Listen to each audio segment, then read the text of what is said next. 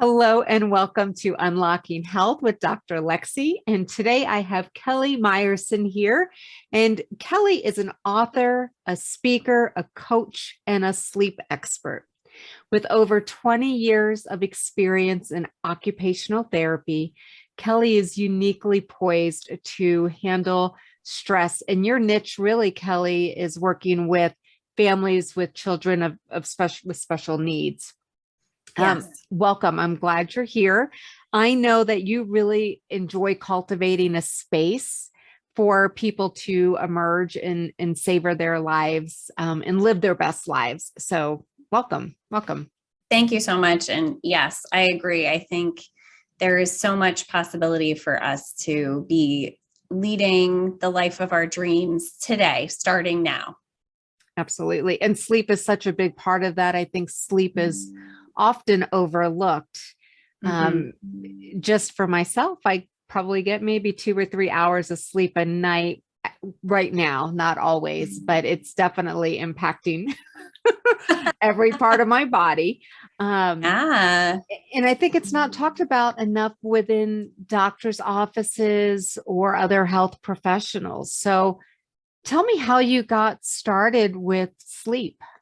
yeah. Well, I appreciate first of all your sleep overwhelm and how life can kind of take us in the direction where sleep becomes the least important thing on our plate of important things.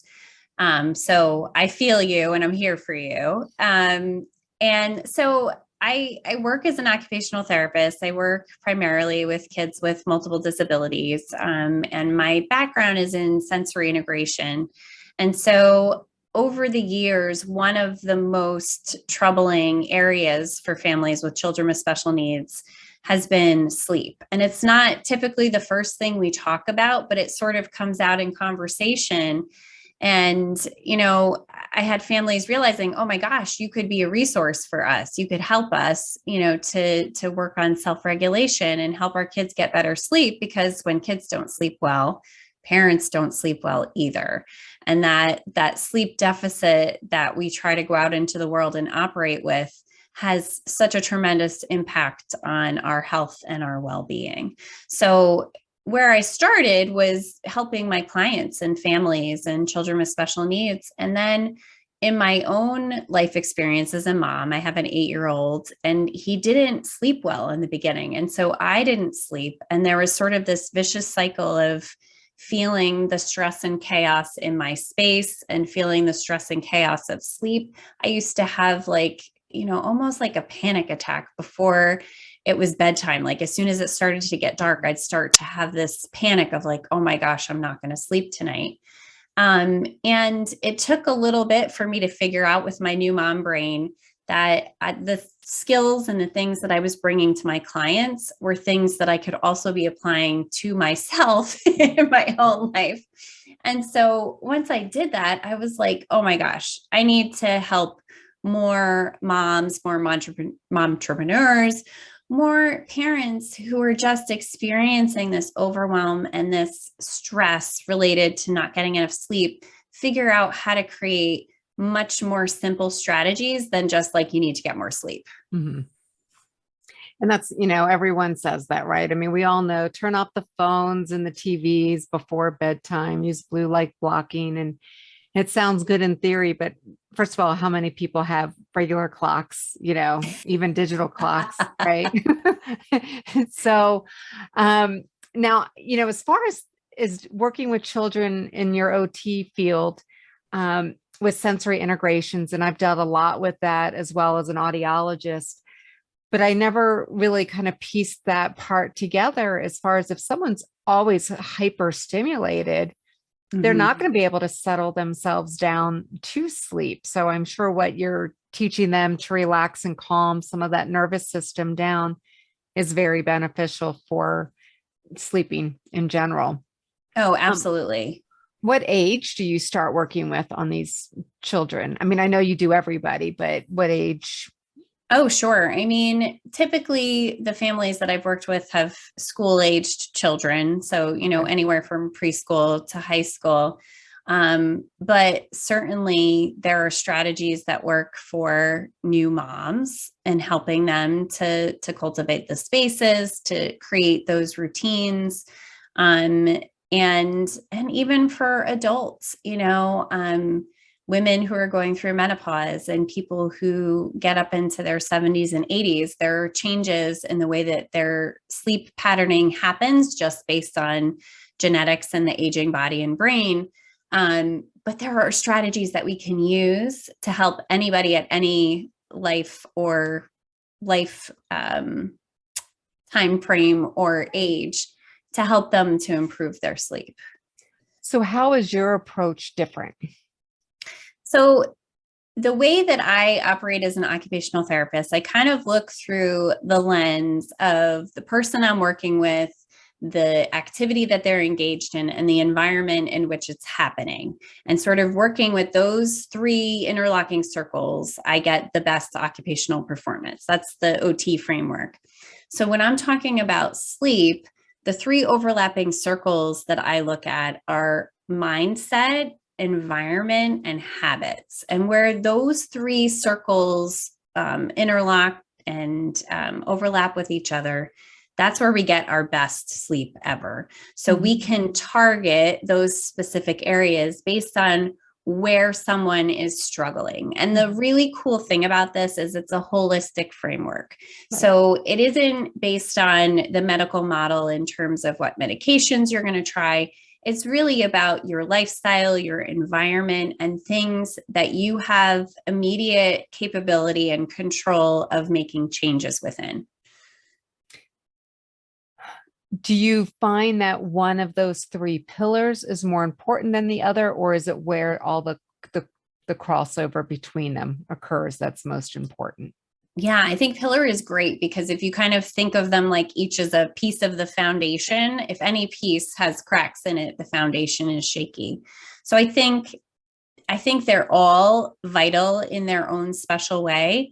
But I do typically find that someone will have one area that has more challenges than others, or that if we can address it, the other areas end up not being so much of a big issue. It's like falling dominoes. It just kind of gets its own momentum so that they start to feel like their sleep is just improving by targeting that one thing that is like the little piece that just needs to get it all started. Mm-hmm. Now, when you say mindset, what do you mean by mindset? Is it someone who is like you mentioned earlier, that you would dread sleep, and so it becomes this sort of vicious circle because you're going to assume you're not, and then you get worked up about that? Or exactly. Okay. Yeah, you've got it exactly right. I have certain types of people, if I'm going to put people in boxes that typically fall in there. And I only categorize based on my own experience too. So I'm putting myself in there.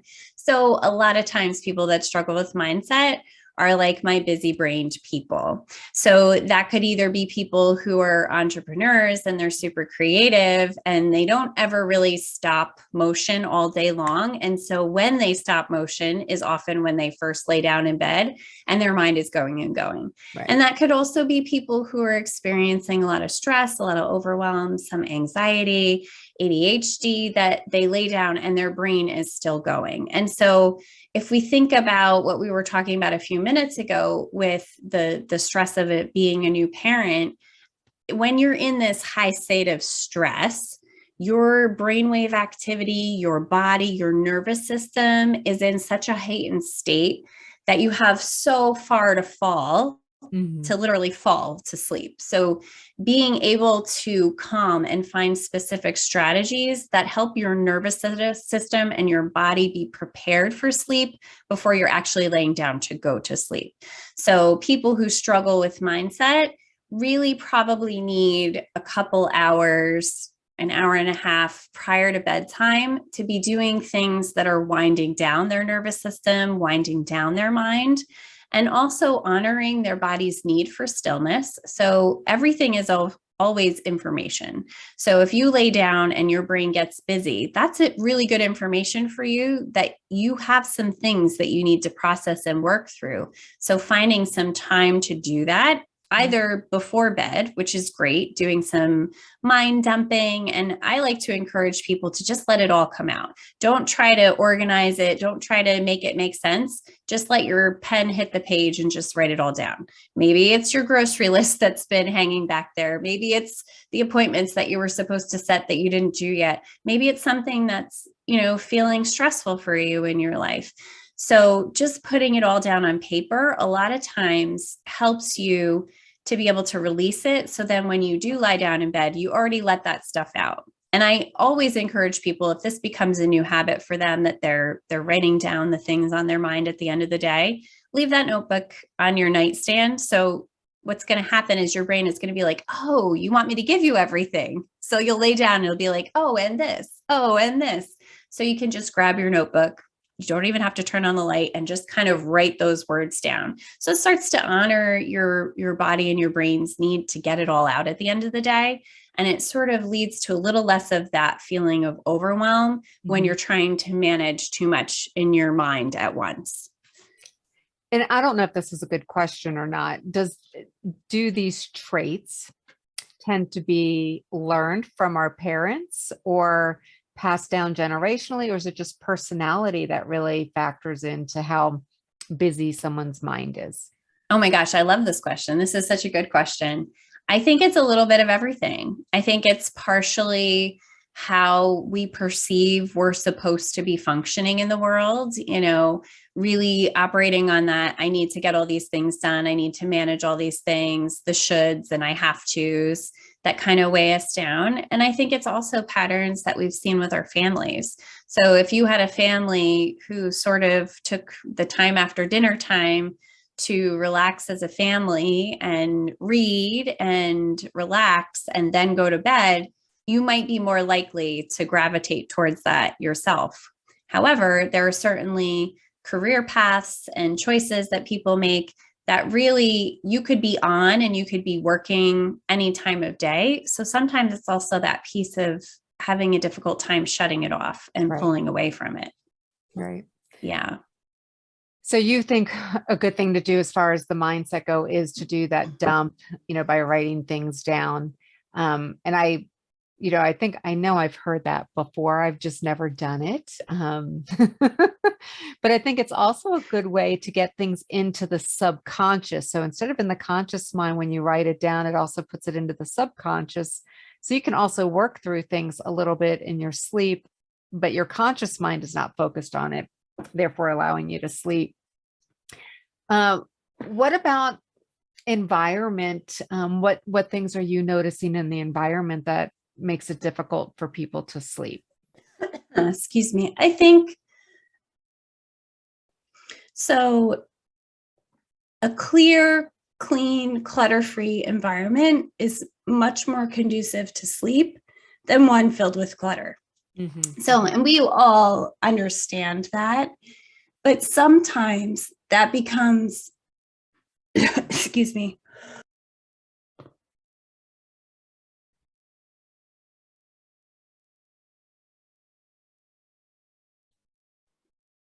pardon me, sometimes that becomes the major barrier and the one thing that people can change that can make all the difference. So, for example, I had somebody I was working with, and she was struggling with sleep. And we talked a little bit about it, and it came to my attention that she had paint cans and canvas and like an unfinished project in the bedroom. So I said, you're going to avoid sleep because you don't want to go look at the mess and the thing that you're avoiding. So that's also kind of mindset and environment. So she was like, you know what? She took a couple hours. She finished the paintings. She cleaned up the bedroom. And she's like, my sleep dramatically improved. So it can have such a triggering effect. And, I found, when I had my son and we weren't sleeping well, my bedroom became a mess. There were glasses on the nightstand and just kind of clothes dropped everywhere. And so that also was a barrier for me. I was like, I can't manage this. That's what it was telling me, so the mental load got heavier. The other piece of the environment is just having one that's conducive to sleep by having cooler temperatures, darker, more comfortable, and eliminating as much light as possible because it's the light that really interferes with our sleep. That can make all the difference. So, for example, I had somebody I was working with, and she was struggling with sleep. And we talked a little bit about it, and it came to my attention that she had paint cans and canvas and like an unfinished project in the bedroom. So I said, you're going to avoid sleep because you don't want to go look at the mess and the thing that you're avoiding. So that's also kind of mindset and environment. So she was like, you know what? She took a couple hours. She finished the painting. She cleaned up the bedroom. And she's like, my sleep dramatically improved. So it can have such a triggering effect. And, I found, when I had my son and we weren't sleeping well, my bedroom became a mess. There were glasses on the nightstand and just kind of clothes dropped everywhere. And so that also was a barrier for me. I was like, I can't manage this. That's what it was telling me, so the mental load got heavier. The other piece of the environment is just having one that's conducive to sleep by having cooler temperatures, darker, more comfortable, and eliminating as much light as possible because it's the light that really interferes with our sleep. That's, you bring up a really good point. I've been one of those people who's always had the shades open, right? I want the quote circadian rhythm to wake me up. And so when daylight's there, I want to be, totally awake. And I feel like it helps me wake up. But I really didn't realize how much just the street lights on occasion or neighbors' lights kind of shone in.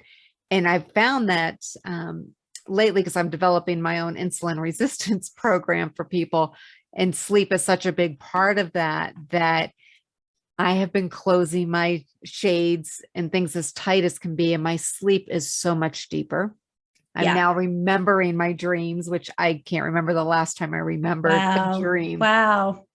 It's hard to get up though. So I know.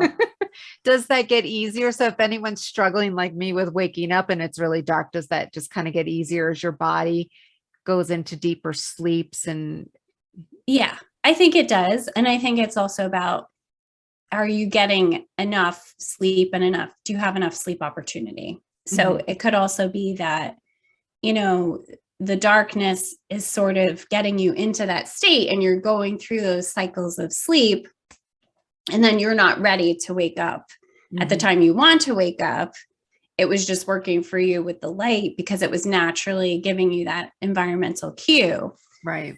So light is a really interesting feature of the way that our nervous system works, especially related to sleep.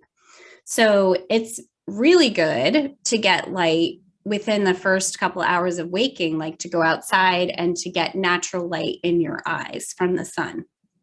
And what happens is it triggers this part of your brain to say, okay, part of that circadian rhythms. So in 12 to 14 hours, you're going to start to feel sleepy and ready for sleep. But we do so much in our daily lives that counteracts that normalcy. And like you said, that circadian rhythm, the way we're designed. The way we were designed wasn't designed to operate with LED lights. Right. So when we're trying to improve our sleep, part of that is creating that darkness.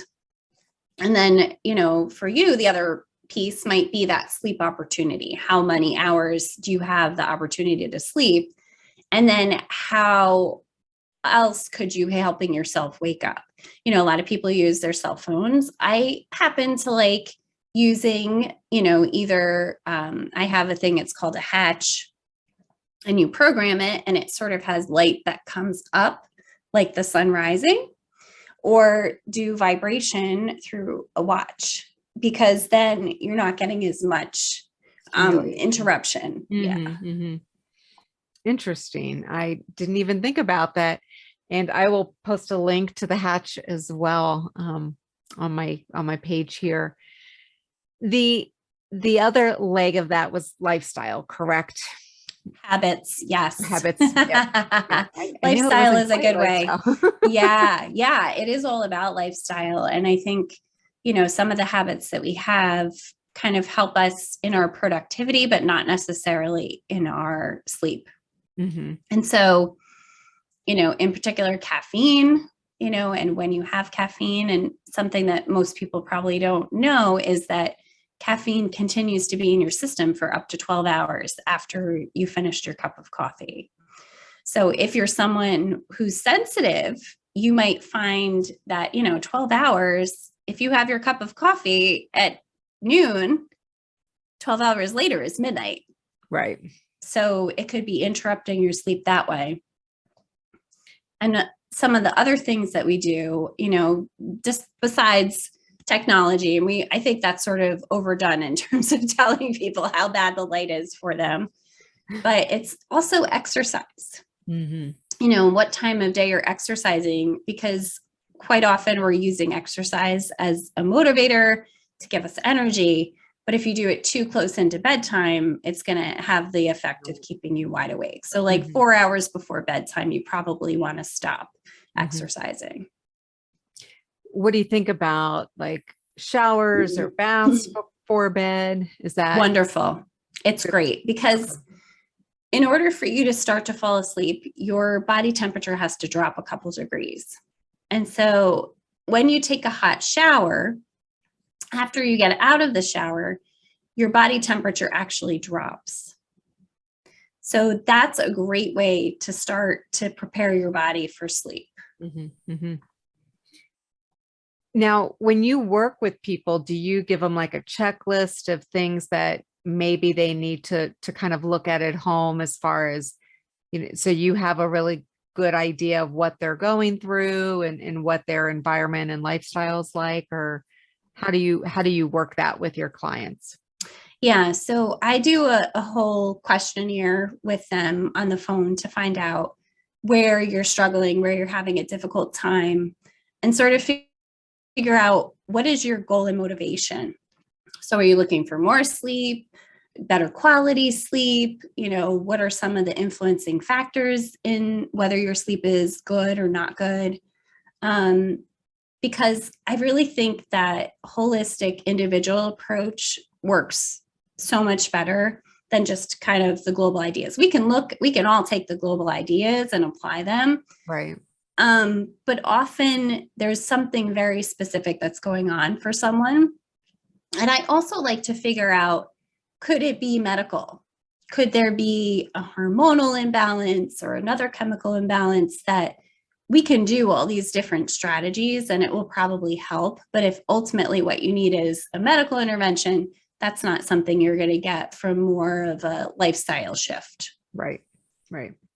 Yeah. Do you recommend that someone have like a sleep study or something like that done? Or do you try your framework first? And if that's not working within so much time, then to do more of a deeper dive into sleep problems? Yeah, I think I get a pretty good idea from people, whether it might be a medically, induced, based on when did it start, what's happening. And if we've talked through the environmental, the mindset, and the habit pieces, and somebody doesn't have a lot going on there, like they're doing all the right things, I would probably say, like, you really need to get it checked out medically, because there could be any number of things contributing to poor sleep. Right.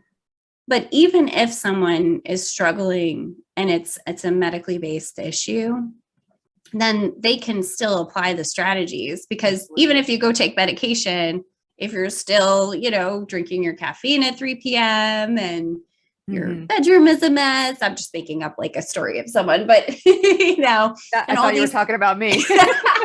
No. Even if you're doing that, this is something that's going to also just improve your life and your well-being in general. Mhm. Yeah. How long do you feel like it takes for someone to notice a change in their sleep? I think it can be pretty immediate for people, especially if something that they've changed, such as their environment, is so different. I mean, think about when you go stay at a hotel. It's a 5-star hotel. It's beautiful. It's comfortable. It's sparse. You sleep great, right? You're like, this is great. I'm sleeping so wonderfully. Applying that to your own home is very helpful. Right. So it could be immediate, if you make these changes and you recreate the environment for yourself. For some of the mindset things, it might just be how long it takes for you to get used to a different way of operating, like anything else when you're trying to make mindset shifts. I mean, we could talk about the science of habit reformation, and everybody says 21 days to a new habit. Science is more like 66 on average. And that's like, is that best case scenario, worst case scenario? I don't know, but it takes a while. Uptake of new habits is very challenging for all of us, and especially releasing the ones that are not so helpful for us. So I think the other element that I like to bring for people is, how do you recreate routines and rituals for yourself around sleep that are joy-filled, that resonate with you, that make you feel good, that, it's not this sort of like imagining your mom pointing at you and saying, time to go to bed, and whatever connotation we might have with that like we're not doing all the other things we want to do. Right. Yeah. And like I said earlier, I understand you work with everyone, all different ages. But I just wanted to touch on, because I'm sure there's a lot of people with children with special needs, or even young children that are fearful of, be it monsters under the bed or the dark or whatever. How is there a way to address that, to take some of the fear away, to make it easier for them to sleep? Absolutely. And I think fear during bedtime is very real. And the one thing I want to say before I address that, if people have experienced trauma around personal safety and they're having difficulty with sleep, you need to address that piece of trauma, because in order to lay down and fall asleep, you have to be in a very vulnerable state. So, for people who have experienced, any number of traumas and violations to their body, or not feeling safe or comfortable, a lot of these strategies might not work, because they have to have that ultimate feeling of safety. And you want to work with somebody who specializes in trauma and trauma therapies. So when it comes to kids, nighttime fear is very real. Nightmares, kids go through all different kinds of phases where fears kind of come and go. But I really think anytime you can enroll your child in participating in the changes that you're making to their bedroom environment, to their routines, I think applying the same idea of having it be very sparse, which means there's not going to be as many shadows, and things like that. True. Right. Allowing them some environmental control, maybe some sort of a nightlight or some sort of a noise machine that helps them, that triggers sleep. Scents can be very calming, things like lavender, so finding ways to, engage their sensory systems, which we can do in the adult model as well, so that it helps their nervous system feel calm and safe. People will talk about weighted blankets, which can be helpful, but for some it's not, because it feels like they're trapped. Right. So it really depends.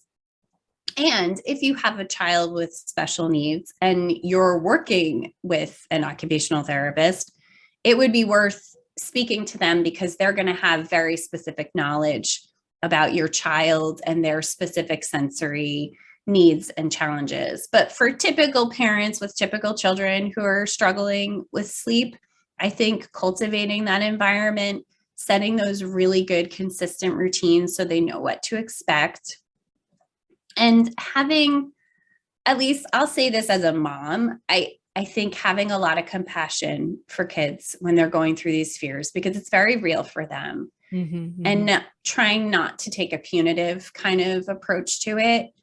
And sometimes they just go through phases. I have an 8-year-old.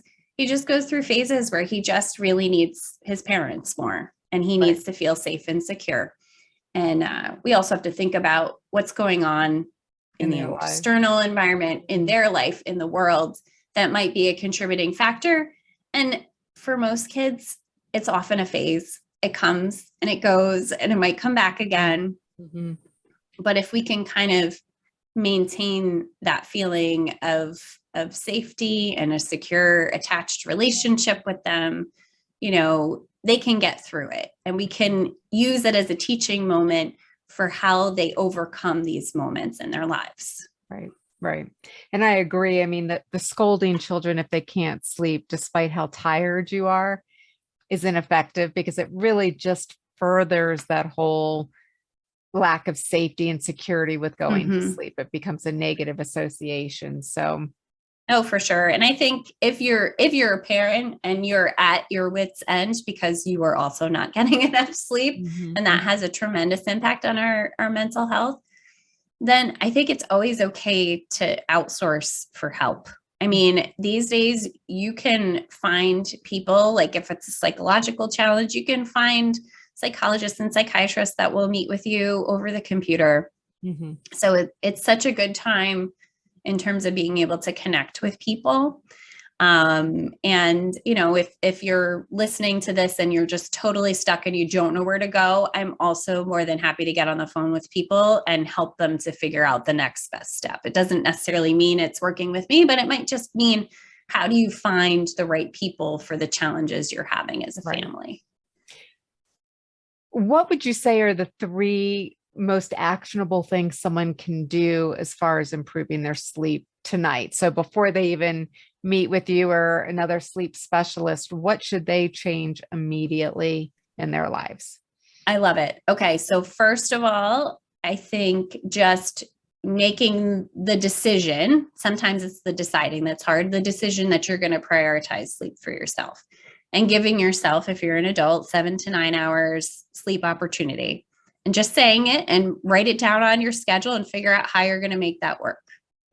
I think the second thing to do, if you're not sure which of those areas you're struggling, take a look at your bedroom and see if you could just do like a quick 10-minute straightening of your bedroom, clear off the tops, even if it's just grab a box, clear out anything that doesn't need to be there, put it someplace else in your house, and take any of those old unfinished things out of your bedroom. I think that's a great, easy second step.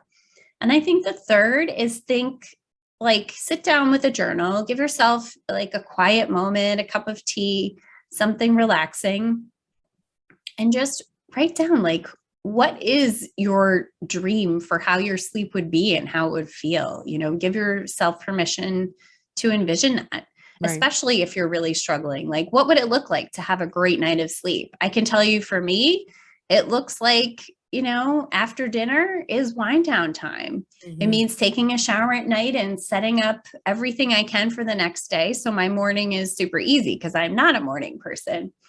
And it's making that hard, choice and devotion to myself and my well-being to say, I'm leaving this. Right. After I help my son fall asleep, I'm going to bed. That's it. There's nothing else on my list that needs to be accomplished.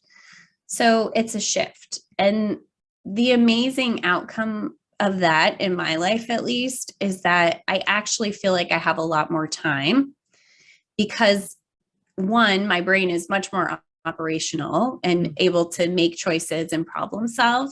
But I've also learned to just prioritize. There's a lot more things that I say no to because I'm not willing to sacrifice the time that I'm resting and the time that I'm sleeping. Right. Awesome.